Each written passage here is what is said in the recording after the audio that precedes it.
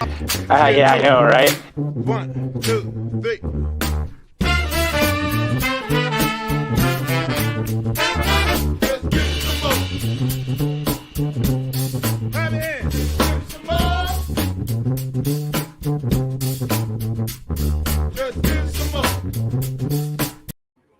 Well, hello and welcome to My Whiskey Den, your favorite public access whiskey review show where craft whiskey is king. And tonight we are going to be talking about a whole bunch of American whiskey because we're going to be talking about Distill America. You heard us talk about it last year and how much fun Mike and I had there. Because of this lovely pandemic, things have changed.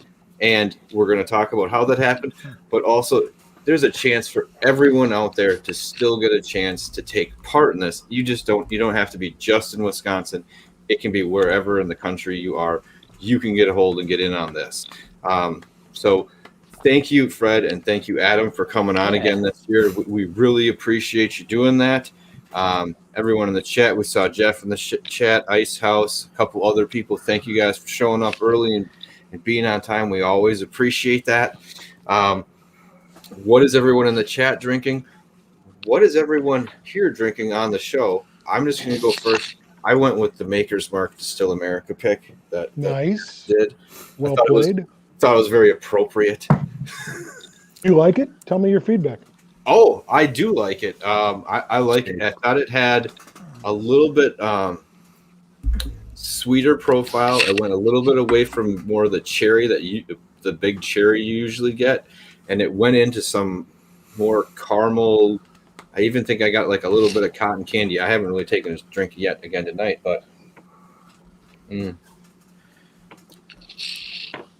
yeah, more of the corn, but it was like brown sugar, molasses, and then kind of like that allspice, kind of like really kind of rolled in a little bit more so than the cherry on it. So I actually like this better because I don't want to say I'm not as fan of Maker's Mark, but I almost think it was too much cherry, and this is like a neat addition, like a little bit more wood notes into it that I think might be lacking sometimes for me. Absolutely. Adam and I spent a lot of time on that, and I think the biggest bone of contention were those mocha barrel staves. Those were the ones that people either loved or couldn't stand. Yeah. Do you remember? Can you look at the front of the bottle, Patrick? And yeah. How many did we pick of mocha staves? With the toasted French, American French, 2. There were people that were advocating for 6, and there were some of us advocating for 0. Yeah, it went back and forth a few times. I think I got caught. I think I told I was crazy at one point on that one. So. Adam and I were diametrically opposed. Yeah, it has happened. Luckily, we both like whiskey, so in the long run, we won regardless. It all worked out. It was a really, it was a fun endeavor. Those guys from Makers really know how to make that a really fun kind of a tasting, because you're tasting everything off the wood, and then you're blending it back. So It was a cool project. Nice. With how many different staves they have, I could imagine there would have been a few discussions about how we should narrow this down, because just to try to like act like I like the chocolate accent. Let's turn that up a notch, you know. And the real sacrifice you make when you put something like that is all the different variations you have to try. You just have to keep drinking more and more and more whiskey. And guys like Fred and I, we're willing to do that, for the people. It's true. It's true. For the people. And it's fun because people drop out of the conversation if they don't think that they have a voice. So we found it. You had to pay attention to the periphery of the room because they would just drift off if they didn't think their voice was being heard. And it was a constant effort to try to bring those people back in so that they felt their voice was being heard.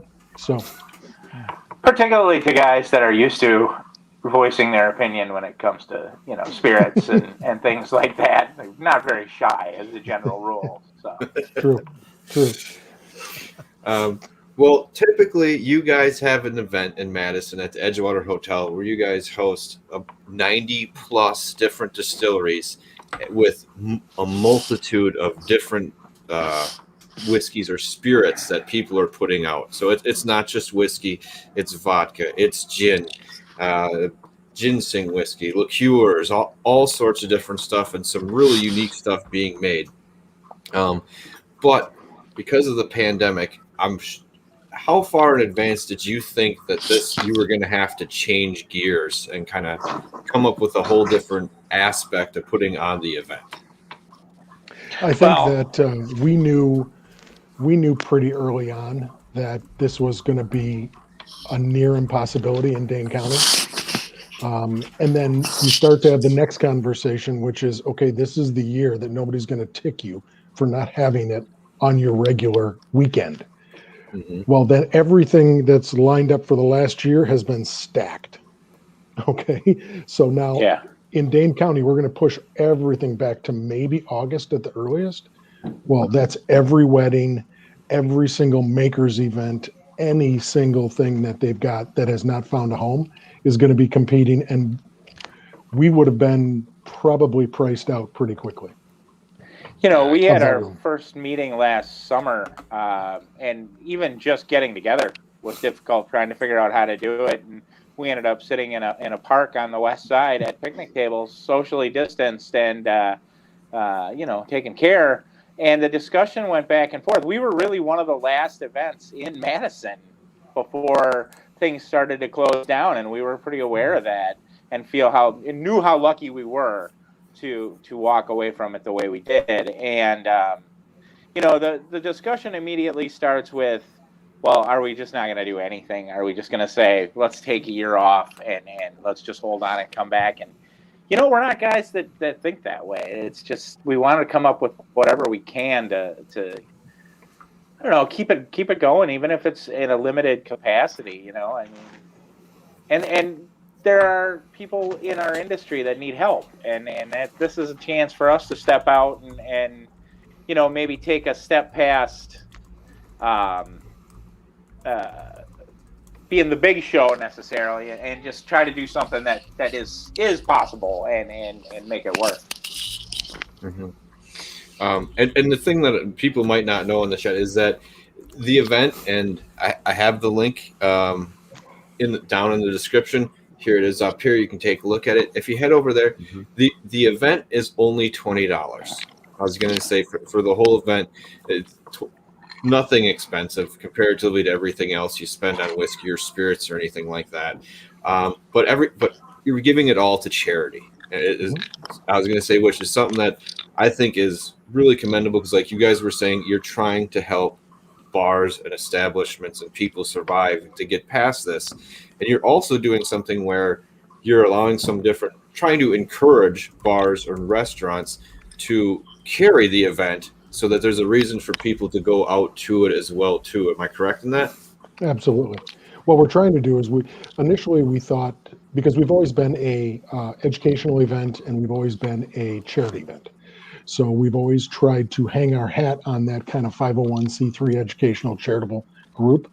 And we take that very seriously, which is why we have education events during our event. So this one is all going to be a different kind of education. But the initial conversation was, how can we help servers and bartenders and bar managers in this city?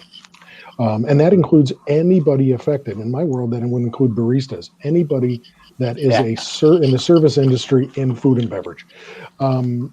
So it was a multi-pronged approach. Initially, kind of the low-hanging fruit was, we can go to the Madison Area Servers Group, but there was no way to spread that money across people.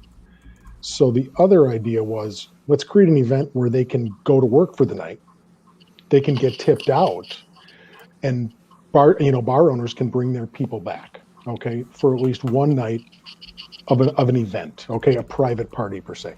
The other is partnering with Cook It Forward, which is a food insecurity group that keeps restaurants in Madison employed, which means the people that work in those restaurants are employed. Currently, they're making about 550 meals a week, typically for the greater Madison area, which typically in our world tends to be families that are both Black and brown primarily.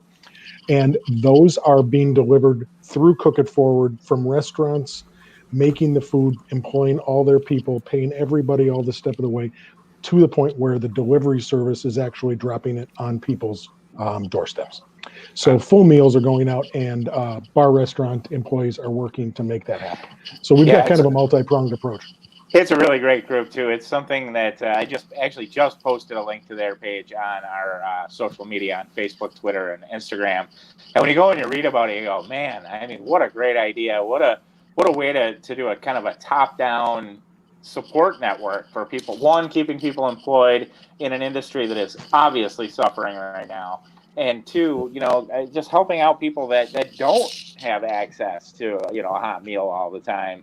And it's really is a special thing, and to be able to work with them is it's really impressive. It's humbling, to be honest with you. Yep. I mean, if $250 means one thing in a white middle class person's pocket like myself, that means a very different thing in a meal program like this. So if we can give $200, $500, $1,000, $2,000, that is a great night. Plus, you get all this education. You get to listen to those individuals from those 8-9 places, and then you get all their time and talent, and you don't necessarily have to have all the booze there at your house.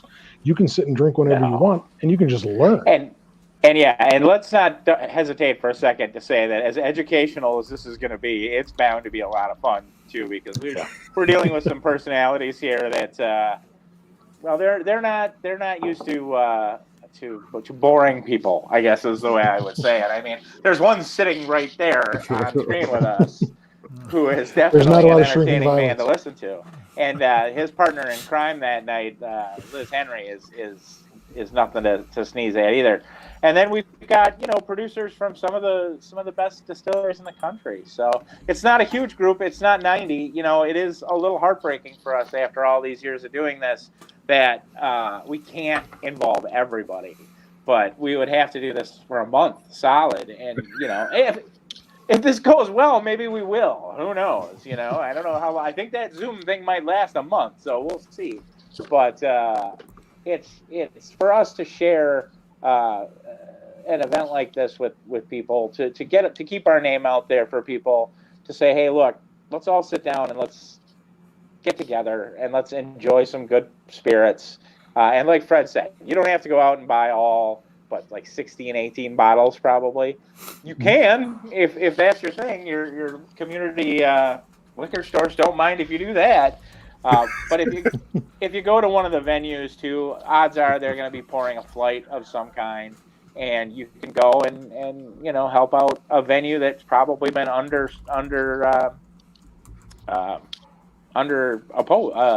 participated over the years. There haven't been a lot of people sitting in Madison bars, that's for sure, or bars anywhere for that matter. Absolutely. And Emily, just saying big props for implementing the virtual tasting and taking the holistic approach to engage the community. But that was one of the things that we've always loved about the event itself. Like, that was part of what was trying to happen, was you were trying to engage what I view as the average person at whiskey events. And that's, I always took that to heart when I went there, is that you were trying to make what I feel like a legitimate connection with the people that are there, the distillers, where sometimes there can be some fluff at some bigger events with stuff, and you feel like you're just getting the pitch rather than meeting the person. Oh, yeah, absolutely. And I think one of the big things Fred will tell you that was our goal from the very beginning. I mean, it was absolutely what we tried to do. It was Adam and I sitting in a park talking about, can we pull this thing off, to a media person asking me in like the first or second year, when are you going to know you made a difference? And I said, it's when 3 of my whiskey friends are going to sit in the aisle and spend 5 minutes talking about vodka. That's when I know I've made a difference, because they're paying attention to something else. Okay. And it's meaningful, and that meant they learned something. So that to me is really important. The bottom line is, Adam, myself, the other guys that help us organize, we're not the arbiters of what's in that room. This isn't a juried show. Yeah. We have a waiting list for people trying to get in on typical years. But the bottom line is, if you want to get there, we will do our level best to try to get people to skinny down into tables so we can get as much product in there as possible. If we were the arbiters of what, and by the way, I think we should shout out to Emily. That was very kind of her, and that was very cool. Intentional, and we appreciate somebody noticing. And I was just going to say, if we were trying to be the arbiters of what was cool, we'd have to figure out what was cool to start with, to be honest with you. I mean, yeah, and Jeff Schwartz was just saying that it was an event that, the average Joe can afford to attend. That was the other thing. Typically, it was like $60 for a ticket, maybe 100, maybe 120. Between 60 to 100, depending on what you're getting out of it. Yeah, and most other places you don't, you start 120 or 150 above where that is to have an experience very similar to that. So, yeah, that's very true. Totally. Well, we used to Absolutely. go to those shows. I mean, again, that was a driving factor from us from the very beginning, was the ability to not only be able to afford it, but to get a ticket. I mean, if you started arm wrestling with guys in Chicago or San Francisco or New York, those events are inherently going to be packed, and for good reason. They're great shows. There's no doubt about it. I learned a lot in my experiences over the years at some of the bigger shows around the country. But Madison is a scene, and it's one of those things that surprises a lot of the people in the industry, not locally, but the people from around the country. Like, I'll never forget Eddie Russell looking at me and going, "Huh. You guys do drink things you do things other than beer and sausage in this town." It's like, yeah, well, we do those too, but we're happy to have you here. We love drinking bourbon, and he really enjoyed himself when he was in Madison, and I think a lot of those guys have over the years. We've been really blessed with that sort of participation too. So, Well, and I think it's a classic example of all of us can talk about what our best bar experience is. And many of our bar experiences that stand out in our minds are when you sit down with zero intention of having a conversation, but you leave 2 hours later because you just connected with the guy or gal next to you, and it was a great conversation. And that's what Adam and I ended up with, was we ended up with a bunch of distillers that heard the passion in our voice that were like, yeah, and it was 13 years ago too, so they weren't being asked every weekend to give up their time and talent and a bunch of free damn bottles of booze. So yeah, I mean, it was the impassioned plea that we made that I think sold a lot of these big boys. If you can get the Russell family down, if you can get Jim Rutledge down, I mean, that's a big deal. Get Comstock down from Buffalo Trace, that was a deal. Yeah, we had the master distiller from Corbell that one year too, and he was, I'm telling you right now, there is one person that can call on Thursday in this world to the Corbell Distillery and say, I need the distiller here in my joint tomorrow. We need to talk. And it's Jen down at the Old Fashioned in Madison, because she says so much damn Corbell that she carries that level of attention. So we work through Jen to get the Corbell guy here. I totally believe that. And I was going to say, we have our friend Jeff Schwartz, whiskey fellow.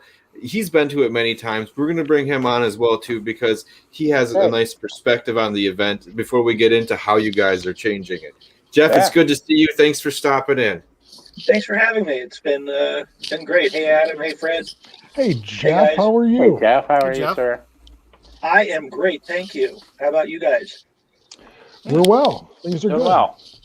Yeah, we can't complain. Fred, it's been at least 3 days since I've seen you. That is true. Since we were spending all of our wives' money. Oh, I saw that.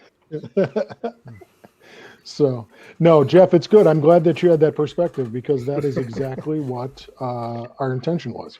And that's the reason I stopped going to Whiskey Fest, because I couldn't afford it. And it was led to a very uncomfortable conversation with John Hansel.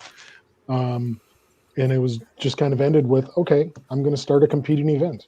We're not going to bury you, but it's going to be an event that people can afford. Yeah.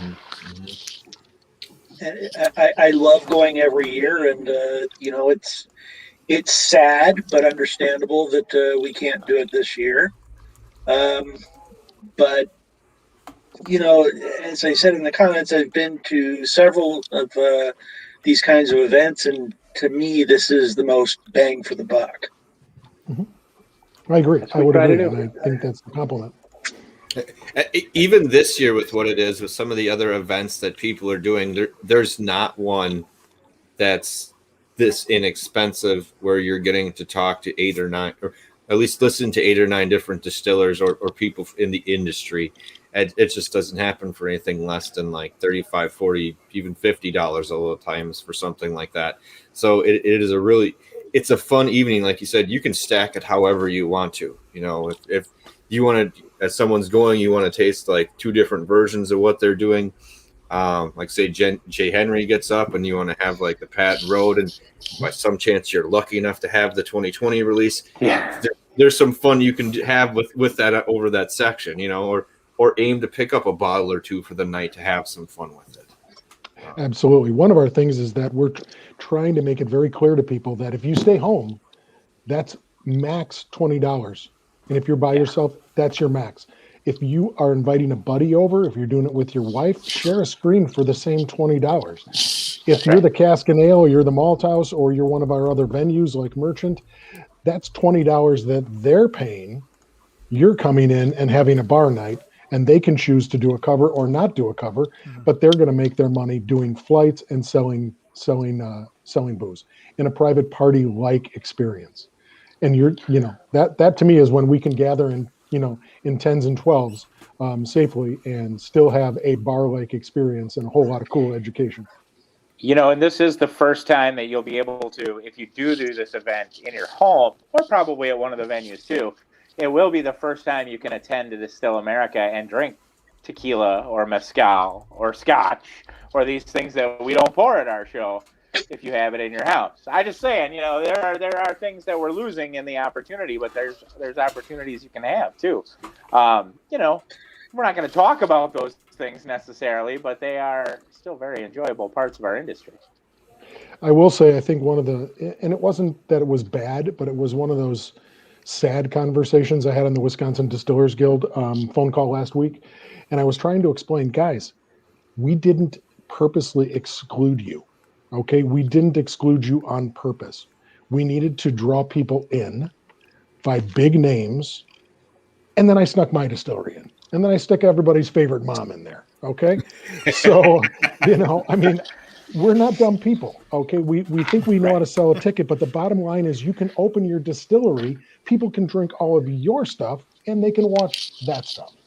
That's true. So there are ample opportunities as well for people to capitalize and bring their staff in for a night of fun as well. Or quite honestly, write it off as an education for your staff. Bring just your staff in, pour cocktails, write the whole thing off. Well, and like you said, for $20, there's not many other events a bar or a venue can buy or purchase for $20. I mean, a lot of times those are sporting events or something else that you're going to have something where you're going to create people to come in. This is mostly going to focus around the bar and the whiskey establishment itself or spirits establishment itself, where for me, it helps you.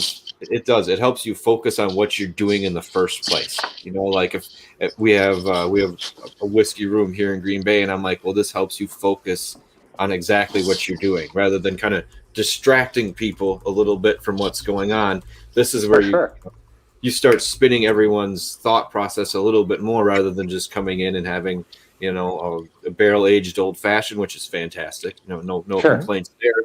But I'm like, that this might be the thing that helps spurn people to come in repeatedly to enjoy what's going on. So. Well, and to get to the point where they say, I see that bottle behind the counter now, I want to try that. I mean, that's my experience when I sit at a place like Cask and Ale down on State Street is I consider it research through and through. I look at those bottles and go, well, I can't afford to buy one of those for myself. I can't afford to buy one of those for myself all the time. And every year when we're sitting there selling tickets or when I'm just happen to be sitting there on a cold winter's night, you get to try a lot of things. And I think that bringing people into a venue like that for an event like this is definitely a good thing. Mm-hmm. Mm-hmm. But especially at like Cask and Ale, you can't go wrong. Every time I walk through the door, Kenny tells me, it's like, well, last time you had 700 whiskeys. He goes, yeah, we're at like 850 now. So the chances are, if you want to try something you've never had before, that's the place to do it. Agreed. To Emily's point, though, Emily pointed out that everything is based on long-term relationships and long-term connections. And I think one of the things that we hang our hat on is trying to be open, honest, forthright, and truthful. So that's the bottom. Okay, so now Emily's selling us on her book. I'll buy that. I need some implementation strategies on my damn marriage. Yeah. So, Get Beth in here. What's going on? I think that that's what we really try to be. We try to be 5 guys with faces and 1 gal with a face that are going to be at the front of the room. We're not a marketing firm. We're just a bunch of geeks that like booze. Okay. Yeah, we're fanboys too. We get a kick out of meeting people putting on an event. So, that's we're entertaining enough, and we like to think that people will come just because we're there, but people come for the booze. And Jeff in particular comes for Malort. Oh, that's my favorite. Or if I could get him into a glass of Best. I've seen his face when he did that. Drinking that right now. Oh, hey, dude, I got one. Same here. That's awesome. I got the cast strength. Does anybody else have the cast strength? Yeah, I know. There's a bottle sitting on somebody's floor. Nice. Yeah, nice. there is a packaged bottle over here. I was busy chugging the syrup earlier, so I'm a little hopped up on sugar, but that's pretty good too. So, Whiskey Weddle is wondering if we're going to record that. Adam, we are going to record that, and we're going to keep it on our website, correct? I believe so, yeah. I'm Yes. Technologically, I'm not the most adept guy with this kind of stuff, but I believe there will be a recording that will stay out there for the event. We'll just, because it's a Zoom call, we'll record it, and then we'll make sure that it gets uploaded to our brand new website. So that makes the most sense, yeah. Yeah, and I do like the new website. And if you are looking for what that is, once again, down on the link, and this is here, really simple, distillamerica.com. Hop over there, take a look at it. Now, let's get into what you guys are who's actually showing up at the event this year. I was going to say, and when does it start? Starts on March 13th, 7 o'clock till 9 o'clock. Okay. Ish. We've got 8 sessions. 9 o'clock ish. And that's ish because I put myself and the Henry's last. So I could go over as long as and Liz and I can go over. There's no two ways about that. So the Dancing Goat and Jay Henry are going to be last. I don't know the order, but Templeton and Screwball will be coming. I think the Screwball story is a fascinating story. How does that thing happen in this country? I can listen to that all day. And I will tell you right now, I don't know one producer that makes booze for a living that wanted to like that product, but everybody does. Yeah. Everybody fucking does. Yeah. So I tell the same story about Screwball every time. Is one of my bosses, when we had first reopened, came back from being out in San Diego to watch Fish, and came back and said, "Oh, I was at this taco place and I tried this peanut butter whiskey and it was awesome." You're like, you were at Fish Show. You were somewhere else, right? That was you're a little otherwise inclined. He said no, and I kid you not, 3 weeks later it was in our market and we're all tasting it going, what is this stuff? What is it? I spent the first 6 months it was here trying to figure out what to mix it with for fun. Coffee liqueur ended up being my favorite thing, oddly enough. Peanut butter whiskey and coffee liqueur, and then a little cream. It's basically a White Russian with peanut butter. It's very good. So Templeton and Screwball. And it was fantastic. They're going to pour Screwball, and then Tim Grimes, the national brand ambassador for Templeton, is going to pour their 4- and 6-year-old. St. George is going to give us a really cool run on their Botaniver gin and their Terroir gin. And if anybody sees in their liquor store those 200 ml bottles of the St. George gin for like $24, that's the best deal ever. Buy those because it'll teach you about gin. Bullet is going to bring in Bullet Bourbon, Bullet Rye, and we're going to have Melissa Rift, their single barrel ambassador.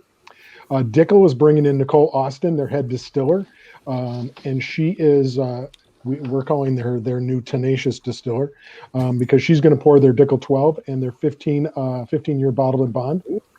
Adam Harris from Beam, their senior brand ambassador for Beam Suntory, so not just that brand, but Beam Suntory. He's going to be pouring Basil Hayden's Basil Hayden Dark Rye. Harlan Wheatley, master distiller for Buffalo Trace, is going to be pouring Stag Junior and regular Trace. And then Heaven Hill, Bernie Lovers, their whiskey professor, is going to be pouring Evan Williams 100, as well as their Rittenhouse Rye. The Henrys will be pouring the J. Henry 5-year-old, and then the Patton Road Reserve will be pouring our 6-year-old rye and our 6-year-old cast strength rye. So that is who will be there. That is a pretty damn big group of folks that either are distilling or are on the road internationally all year in typical years. And they wouldn't be able to come to our show, but because our ask was for 15 or 20 minutes, guys like Harlan Wheatley are like, yeah, I can put off dinner possibly. Yeah, I'm okay. Well, and a few of them, like Nicole has been to our event before and always been a big supporter and really enjoys coming to Madison and meeting people. And she's a really engaging person to talk to. So it's one of those things that you miss seeing them in person, but it's really great that we get a chance to talk to them, even if it's just on a Zoom call for a couple hours. Totally. No, just skipping back to the screwball thing. I mixed it with the way I found I liked it is I mixed it with the berry cordial from Wood Hat Spirits. I kind of liked it a 50-50 in a shot glass. There you go. That turned out really, really well. Whiskey Weddle. I have a bottle of nut liquor in my freezer. So I used to mix it with grape Gatorade. Wow. Whiskey Weddle. That sounds like a Snoop kind of styrofoam glass drink. Yeah. So, It's styrofoam cup drink. You don't even get the solo cups on that one. You know, it doesn't rank for that.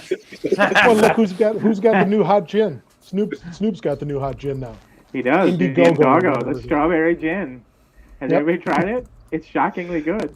Yeah, Shockingly good. It is. It's crazy. Yeah. I tell you what. I didn't even know about that, and that is interesting. Oh, yeah. Well, gin and is juice, like, baby. I would be inclined to call myself, after 20 years in retail, a little skeptical about some of the stuff that comes through the front door.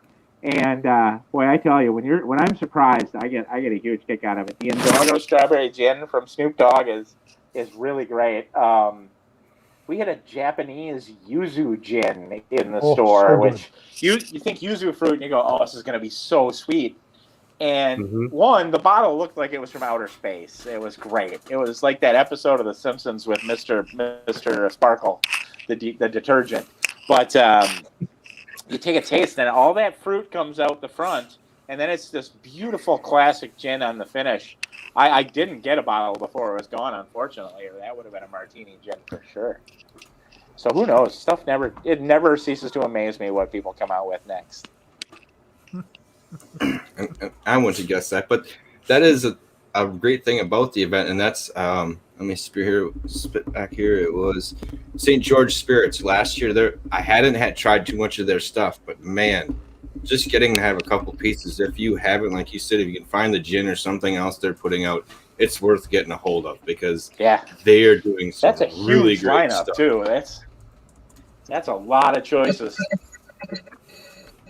from St. George. So do you guys remember where we were talking last time we did this? Adam was still in Madison. I was ridiculously sick in a hotel in Denver. And you wouldn't tell us that either till like the next day. We had no idea. He's just like dying and sweating. He's like, I'm supposed to be going out with my daughter for dinner, and here he's like, I'm just supposed to be getting some medication from her. Not. Oh God.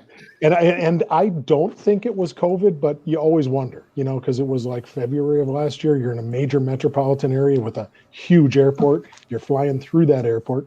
It's a hub for a lot of places. Yeah, maybe. Yeah, maybe.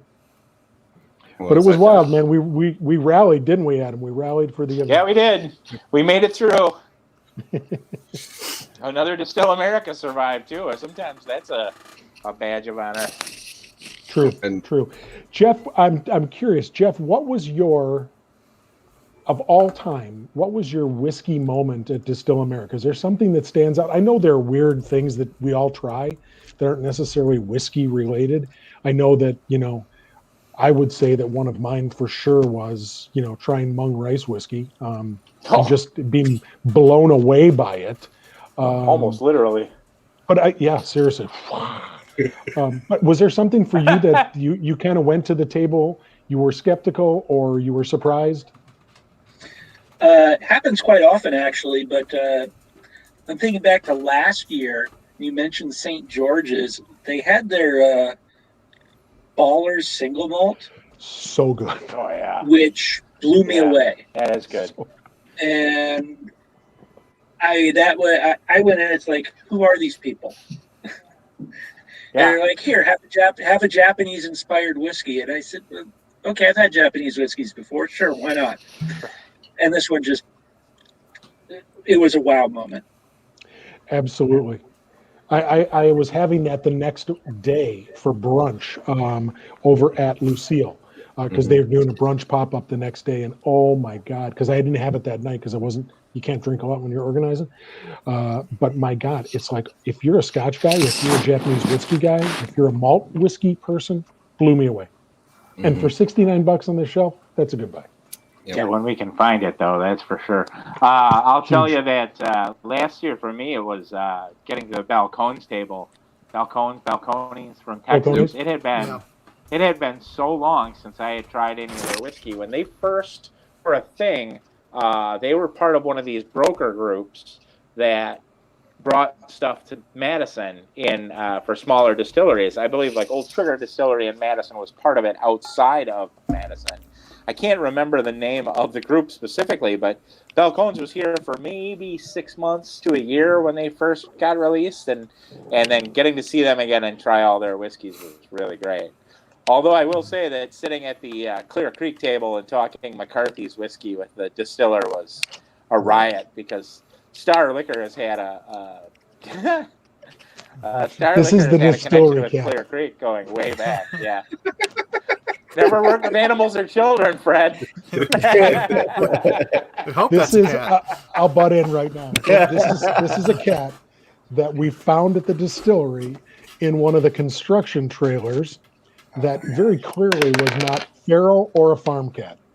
And it looked like it had been just let go by one of the neighbors or driven into the development.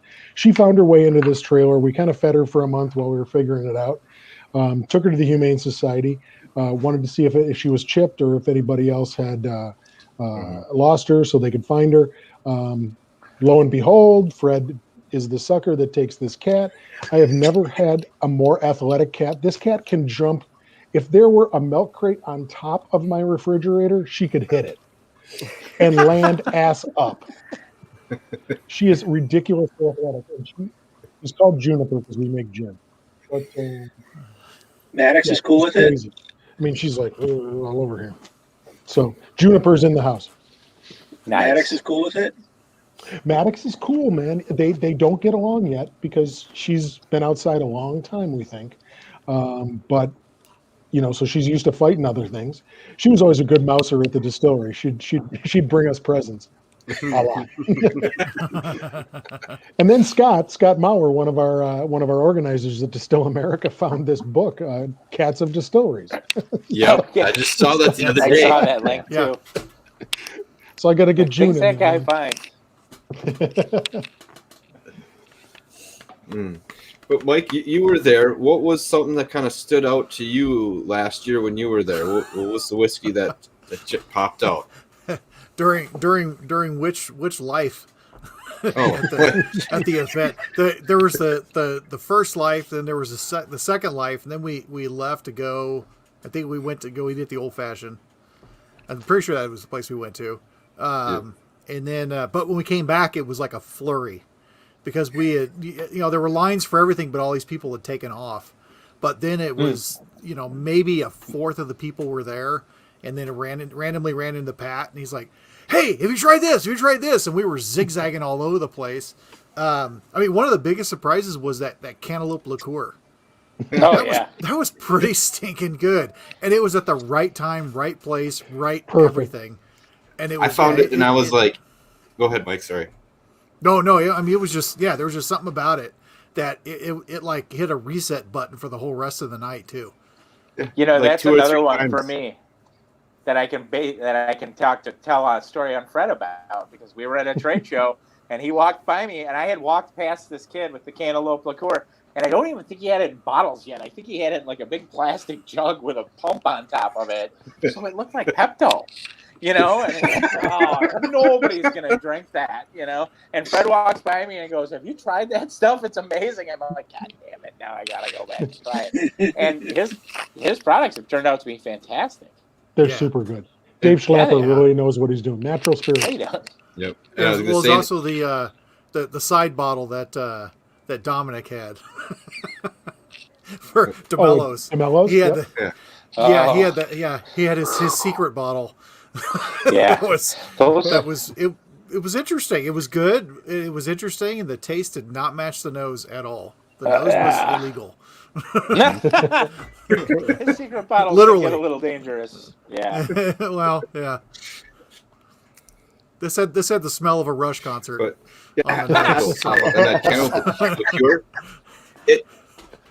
it cleared my palate every time we went back at the end of the show. Like, it was 2 or 3 times. It was like, I think we're done. I'm like, let's go back and try this again. I was like, bam, like, all right, let's go try 2 more. We can go. We can get a couple more in. Yeah. Well, they're just Well, there's never an end to the interesting and fun things that you get a chance to try, and there's obviously just no way to do it all. So, but to go back and to revisit some of the great experiences over the years of things that just caught me off guard is probably my favorite part of the entire event. You know, to going back to I don't know if it was year 1 or 2, where it was Eugene Lieberman with that damn horseradish vodka, and he went, "Oh, what is this?" You know, you wouldn't expect it, and we carry it at Star to this day. It's a fantastic bottle. It's a fantastic bottle that I can think of 2 things to do with. Yeah, It makes a fantastic Bloody Mary. And if It you're does. doing oysters on the half shell, you pour all the water off, you dump in the horseradish vodka. It's the best shooter ever. yeah. It's phenomenal. So, but it's one of those It'll things. make It's like, Sunday Fun who Day did that? end a little Who made early. that? Yeah. Right. So, no, I think it's one of those reasons that we're full circle again back to Jeff's component, and we really, really, really kind of analyzed why we didn't want to go to big whiskey events anymore. And it was that notion of, if it's going to cost me $350 to be in the VIP section of this, well, everybody in that room already spends a shit ton of money on whiskey. So this is dumb marketing. This is the dumbest marketing I've ever seen in my life. Yeah. Because what's not in there is the people that have to sell my stuff if I'm a producer. It's the people working the shelves, and it's the people working behind bars. Somebody has to push it for me. So I need to get those people in. Let's do a $60 event. Adam and Fred aren't the best capitalists in the world, so we volunteer. Okay, we're not clearing $250,000 of profit like Whiskey Fest might be. But the bottom line is, But if I've you had don't some have to, great then you booze can over put the on an years, event I'll that's tell ya. affordable for everybody. So That was going to be one of the things that I'm going to miss is like the table of food, like 2 hours in, where I can wander over. Oh, yeah. I didn't expect that. I was like, I think I'm gonna, I just figured I'll leave. There's a million restaurants within walking distance, no big deal. But I was like, all of a sudden you walk over to the table, it's like, this is a hell of a spread that you were not expecting when you paid your $60. You're just thinking, I'm gonna go in for drinks, and here you can have a whole meal between everything that's in the little appetizer area and sandwich section. It is We awesome. try to encourage you not to. We try to encourage you to come on a full stomach and then use that as a supplement. But I've been to events where there is no food, and it is dangerous. I have not learned over the years to pace myself at events like this, and I got to be able to stop and walk over and grab a slider. The Chicago, I will tell what you- was it? One in Chicago almost killed me one year. yeah, because there Too wasn't drunk to enough get food. back to the elevator. For both Ben and Mike. Ben and Mike need to know that there's a term that we use up here, and it's called Wisconsin nice. Okay? And Wisconsin nice is when 4 Wisconsinites pull up to an uncontrolled intersection at the exact same time, and nobody fucking goes. And they're like, oh, no, you go. No, it's you your go. turn. No. But that changes when there's a buffet. Yeah. And Wisconsin nice changes to get the fuck out of my way. And as much as Adam and I say, this is heavy apps, baby, eat dinner before you come and then have second dinner before you come. People don't, and they rely on us for dinner. It's like, okay, now it's a $120 ticket if I got to feed you all. I was at an event in Florida where when we were done, both Michelle and I sat in the car for like 2.5 hours afterwards waiting to have a clear enough head to be safe. Yeah. Oh, totally. No, it's Totally. Yeah. there's no safe after Distill America for me. There never has been. I'm either staying at the Edgewater or I'm taking a cab home. I mean, I live a mile and a half from there, and I'm not driving or I'm not even walking. That's not a good idea. You know, that's getting one. It's February. I could end up in a snowbank somewhere and come out the next morning and wonder why all the snow around me is melting. The time. Well, it's also the reason that Adam and I never want to put this thing on at a kind of a convention center. Okay, we want it to be at a hotel where, first and foremost, don't tell anybody that buys a ticket this. We want our producers to go upstairs, but then we want all of our customers to be able to go upstairs if they can get rooms, and we're hoping they can. Yeah. So, make a day of it, you know. So yeah, and then we're trying brunch the to next keep it morning in a place where it's safe. Yeah, and as we know, brunch the next morning is a very important part of Distill America. So, yeah. James is taunting me. I didn't do so well at an event in Texas. I did very poorly at one event, but to my defense, it was like 115 degrees that day. So I blame part of my face looking like the top of the terracotta roof on that. When I didn't know. I got off the bus and everyone was like, "Are you okay?" And I'm like, "I'm fine. I'm jittery. Like I'm excited about what's going to happen, right? Like seeing a bunch of people. There's like 14 different Texas distillers here. It's going to be awesome." And then like the people in line are like, they're not a part of our group, are like looking at me and giving me this weird look, and I'm like, maybe I'm not okay. My friend Terry walks by and he's like, we're far enough. He's like, "What the fuck is wrong with you? Are you okay?"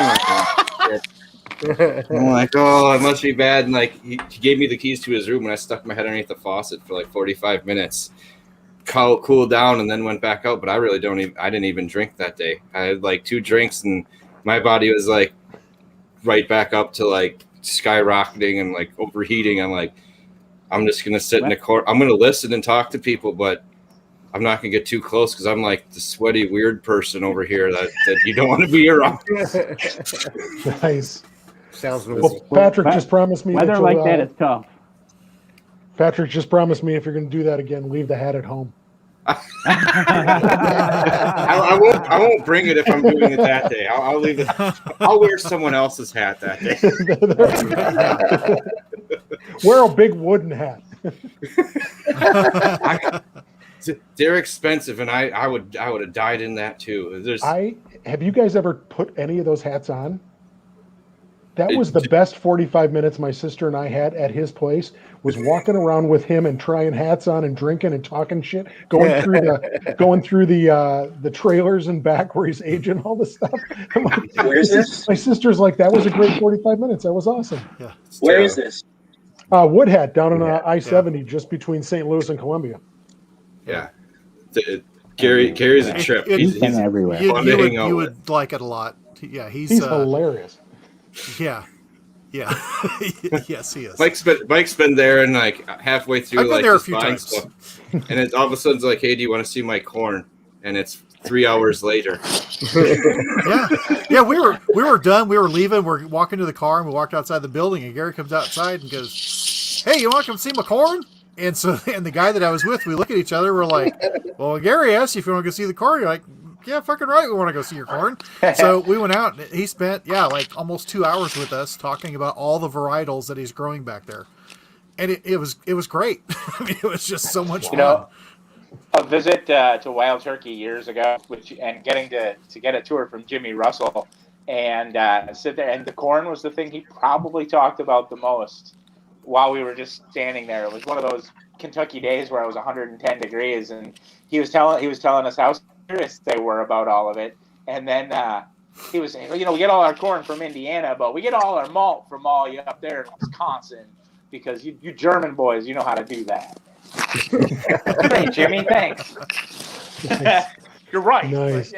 But yeah, just the one bad kernel and the whole truck goes back, and it's pretty amazing. So I will say my best wild turkey experience is kind of like being Kate McKinnon on Saturday Night Live in that paranormal sketch. Because Adam had a regular tour with a distiller. I had the gal they brought in a house coat and slippers. And she just took us crazy places. We'd find another tour. And she'd be like, "Got to take a left." We'd be over here. Sorry. God, that's great. Take it right. It was fucking hilarious. We're an hour and a half off the grid at Turkey. And they were so crowded, they obviously just called somebody in that was down the street. And she just came right over. That is really funny. Sure. Best distillery tour by a woman in a house coat and slippers ever. It's just like the emergency button. What are you doing today? I was doing the wash. Well, you need to come in right now. Yeah. What Fred is not telling you is now. Yeah. Now every tour at Dancing Goat is just like that. Oh, we should have special house coat tours. Yeah. Oh, make sure they have curlers in their hair. Hey. It's just random. Yelling at her husband. Jim! We could just play it up. See, then it's theater. Then it's all theater. There you go. The meatloaf. That's exactly what I was thinking.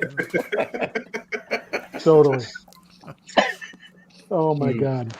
That's great. See, this won't be any fun at just listening to our educational things because guys like Fred, they don't have any stories to tell or anything. Excuse me, sorry, something went down the wrong tube there. But I don't know. What are some things or some people that in the future you guys want to try to actually have come to the event? Because I'm assuming, let's just say, I'm hoping by next year we have a normal event again where everyone gets to get together, and I think that would be pretty on par, and I think that would happen. But who are some people you haven't had, or is there anyone you're looking to that you guys want to have come in for over the next year or two? I know there's a waiting list and stuff. Sure.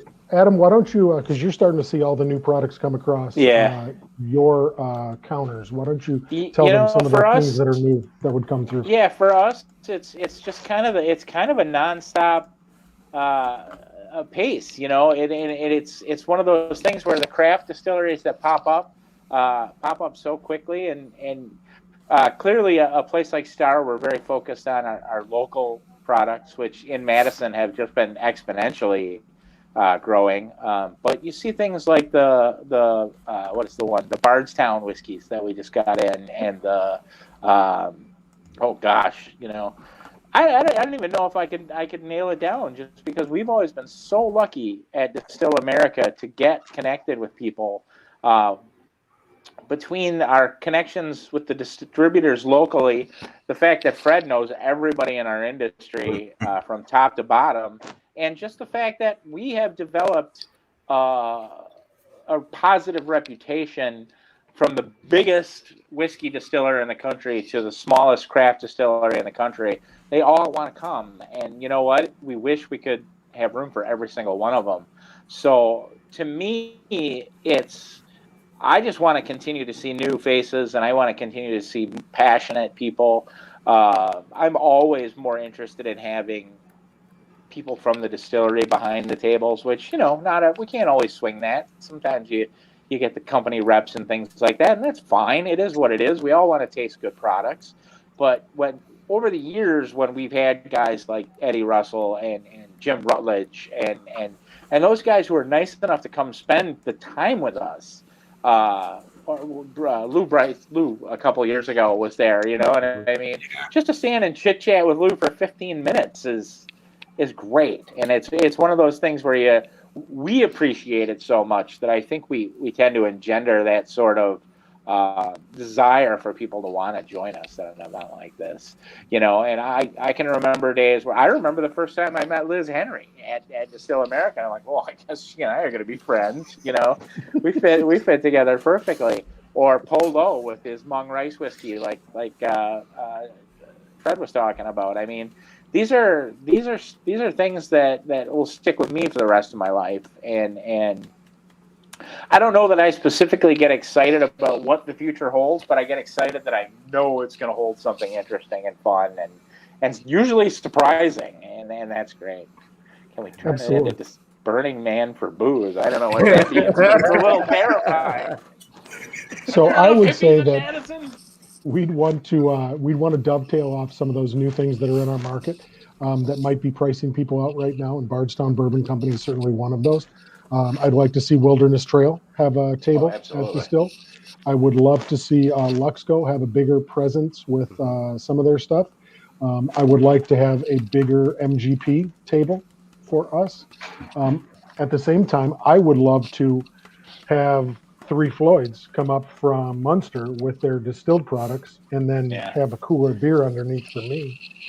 At the same time, I would love to put the CH Distillery guys who put that 4-year-old Malort bourbon out right next to the old tub bottled in bond to show people that for the same damn price, you can joke about your Malort bourbon, but it's better. It's better than the old tub, but they're both equivalent products. So, somebody sourced some decent 4-year-old MGP coming out of CH Distillery. So I think that there's opportunities to blow people's minds by showing them, hey, this isn't people fucking around. Okay, really? I mean, they're having fun. It's a little bit in jest, but they still put something good in the bottle. So, those are the things that I want to give people an opportunity to do. I'm excited for our distillery, the Dancing Goat, to be able to show a new make spirit, 1 year, 2 year, 3 year, next year, 4 year, side by side. So you can stand at our table and you can go front to back and you can see the annualization of the whiskey, not just in color, but in taste, because we're going to lay down a bunch more bottles pulled this year that I think we're doing it this week. So that we'll have enough at each distill to try it all the way into 6 years, and then you'll try the finished product. So that is an educational component that we're excited by that I asked our distiller to start playing with. And he said, yeah, that's a really good educational component, because then you're tasting different stuff. I was going to say that could be one of the like a class that you guys put on there if you were doing something like that, let alone having something totally like that at the table. Like that in and of itself would be a hell of a class. It'd be a super fun class. Absolutely. So I haven't got my tickets yet, but I am getting my tickets. Perfect. Is there, when you go on there and you buy them, is there anywhere where it tells you who's going to be opening what, in case you wanted to try to see if you had those things already or gather those things so you can open with them? Yep. Okay. Right on the website is everything that I listed. Okay. With the distillers, their products, and who's pouring it. Okay. Nice. Yeah, so you can pick some. And they're not overly tough to find. It's not like store picks or something that you're not going to find in your area. We tried to have enough high-level stuff to entertain people, but at the same time have stuff that people would have in their homes. Again, with that ethos of, I want to taste with the distiller, so I want to make sure I got a bottle of Buffalo Trace. Mm-hmm. Now, that's crazy because they're hard to find. But at the same time, I saw 2 stores today with 2 cases. So regular Buffalo Trace has gotten a little bit easier. Stag Junior might be a bit of a fight for people to find today.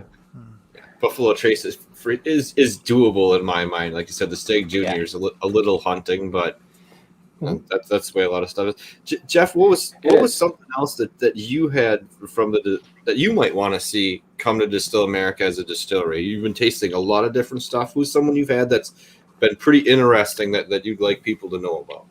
Gosh, there's so many, but somebody who comes to mind is like Jason Fruits. I think he would be good. He's a lot of fun to talk to. Yes. I've been blessed in the last year with tasting so many great whiskeys that nobody's heard of. And to me, that's who I would love to see there. As much as the big boys draw in the crowds, I'd love to have the little people that nobody's ever heard of who are making some really good stuff. Oh, absolutely. I would love to get the distiller from the Red Cliff band of Ojibwe up on the southern shore of Lake Superior. I'd love to have those guys come down, okay, and talk about their tribal distillery. I'd love to have Gene come in and talk about cats. Okay, I would love to have different things there, and I would love to give as many Wisconsin guys a shot as we can.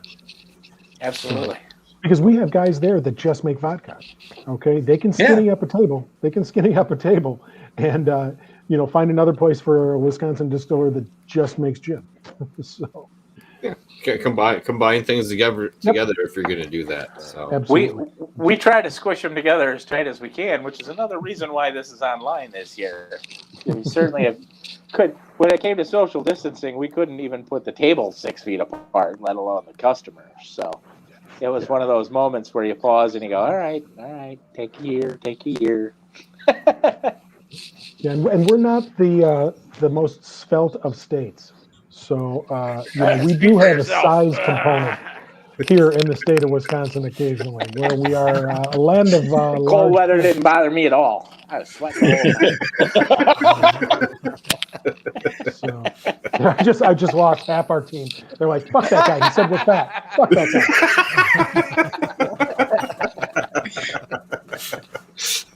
That could be your tagline. The fattest whiskey event you'll ever go to. The logo fits. But yeah, it's a good time. And let's see here. We are coming up on about an hour here, and we know that we've already taken a little bit of you guys' time tonight. And we always appreciate you stopping in and talking about stuff, especially this, because it's for such a good cause and thing in the first place. But this year, with everything that's happened, how you've torqued it into being something for everybody and trying to benefit the people who need it is extremely admirable and something you're not seeing everyone else do.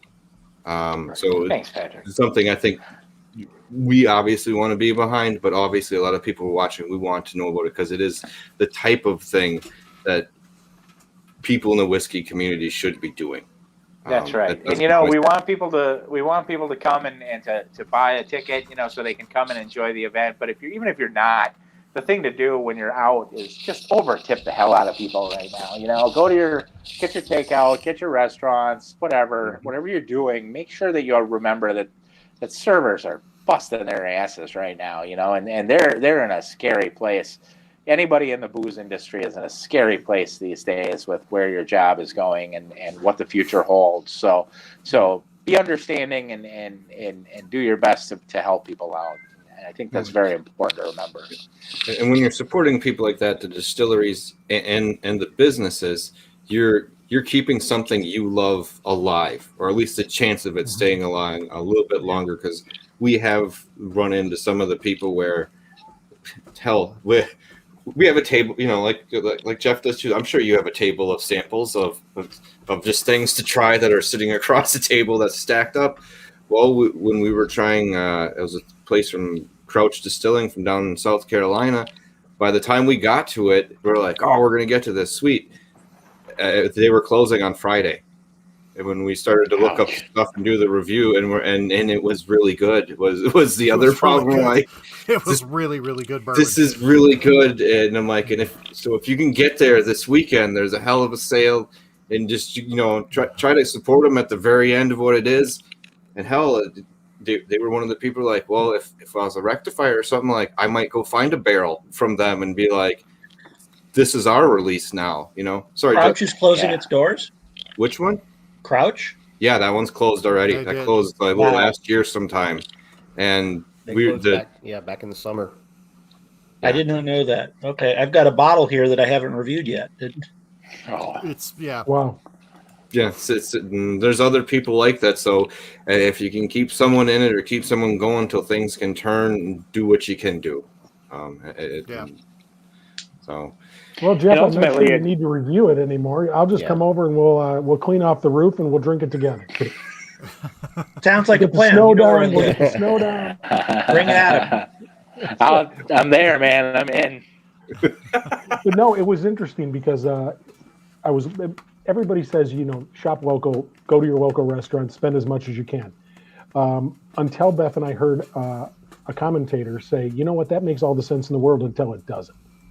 He said, if you're doing that with 20 restaurants, do it with 4. And if everybody did it with 4 for a year, that's what makes the difference. Beth and I never got to 4. We had to disagree on 5.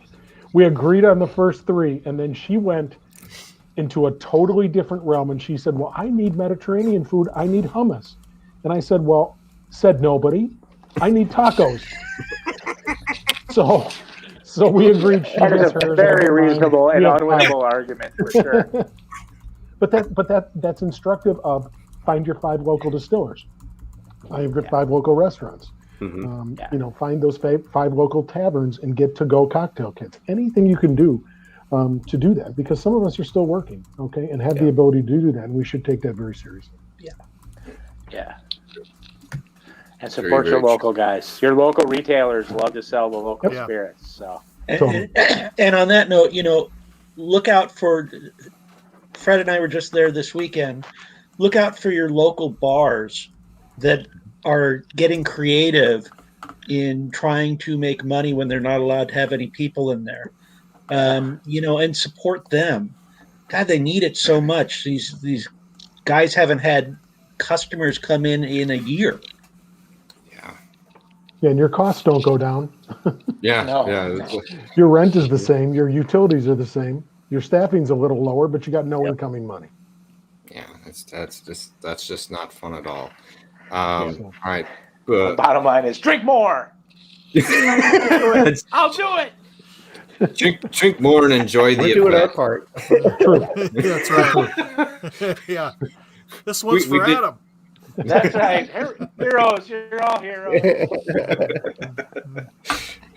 All right. Now, just coming up after this, the upcoming weeks, we have a couple things going on. Next Monday, we have Daniel and Emma from the Crowded Barrel Whiskey Company. They're going to be coming on. We're going to be talking to them for a while about what they all do down there and a lot of the blending tactics, other stuff that's going on that they're doing there, and kind of some of the unique things they're making.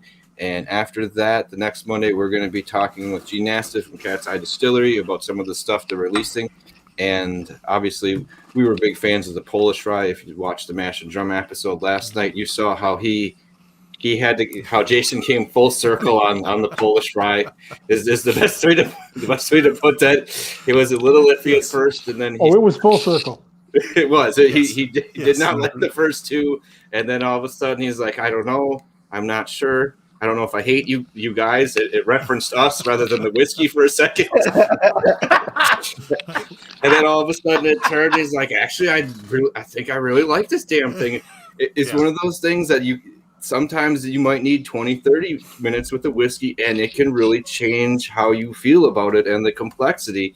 And I thought that was awesome to see. So stop in for that one on the 8th as well, too. I'll give a quick plug for him. You did a really good job because you unbraided what he was saying. It wasn't just like he was only going to take a step onto the top step of the dugout and not even come up to bat. Okay, but it kind of started like that. And he said, fuck you guys, I'm going back in the dugout. Okay, then he kind of came up to the plate and he actually swung. But the cool thing was that it changed and he stuck with it. And I think we all can do that with any bottle that we have. I mean, everybody wants to talk about the significance of neck pours.